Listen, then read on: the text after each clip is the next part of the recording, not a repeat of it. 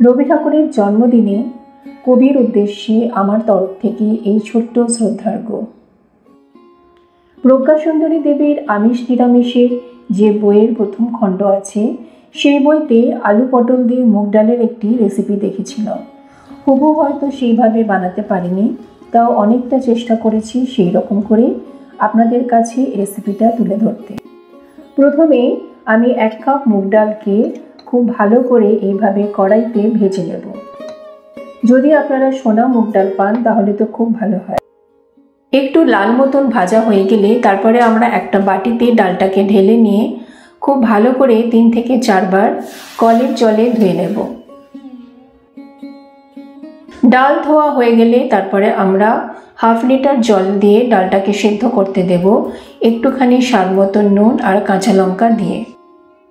ডালটা যখন ফুটতে শুরু করবেন তখন ওপরে ভেসে ওঠা ফেনাগুলোকে একটু ফেলে দেবেন।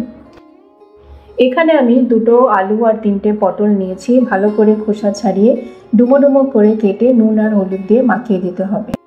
ডালটা যখন এরকম অর্ধেক মতন সেদ্ধ হবে তখন আমরা এখানে আলু পটলগুলো দিয়ে আরও 500 লিটার মতন একটু উষ্ণ জল দিয়ে দেবো। তার সাথে দেবো তেজপাতা, দারচিনি, ছোটো এলাচ, 1/2 চামচ মতন হলুদ গুঁড়ো আর 1 চামচ মতন জিরে একটুখানি ভেজে গুঁড়ো করে দিয়ে দেবেন।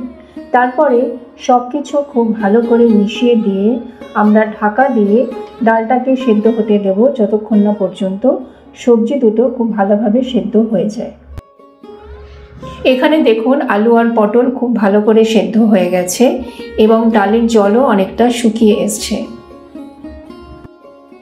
এবার এখানে আমরা 1 কাপ দুধ দিয়ে দেব। দুধটাকে আপনারা আগে থেকে ফুটিয়ে ঠান্ডা করে রেখে দেবেন। দুধ দিয়ে খুব ভালো করে মেশাতে হবে। তারপরে যখন টকবক করে ফুটতে শুরু করবে তখন এখানে আমরা স্বাদ মতন চিনি দিয়ে দেব। এই রান্নাটি একটু মিষ্টি মিষ্টি খেতেই ভালো লাগবে। এরপরে আমরা কিছুক্ষণ ফুটতে দেব যতক্ষণ জলের পরিমাণটা একটুখানি শুকিয়ে যাচ্ছে। এবার আমরা আরেকটা ফ্রাইং প্যানে 2 চামচ মতন সর্ষের তেল গরম করে নিয়ে 2টো শুকনো লঙ্কা আর 1 চামচ মতন জিরে দিয়ে ভালোভাবে ভেজে নিয়ে সেই তেলটা আমরা ডালের মধ্যে দিয়ে দেব। ডালের মধ্যে দিয়ে আমরা খুব ভালোভাবে নাড়িয়ে নেব। তারপরে এখানে আমরা 8 চামচ মতন আদা বাটা আর 1 চামচ মতন ঘি দিয়ে খুব ভালো করে মিশিয়ে নিয়ে 1 থেকে 2 মিনিট পর্যন্ত ডালটাকে ফুটতে দিয়ে তারপর আমরা গ্যাস বন্ধ করে দেব। এই রান্নায় বেশি মশলা যেহেতু ব্যবহার হয় না, তাই খুবই হালকা ধরনের রান্না, কিন্তু খেতে কিন্তু খুব সুস্বাদু।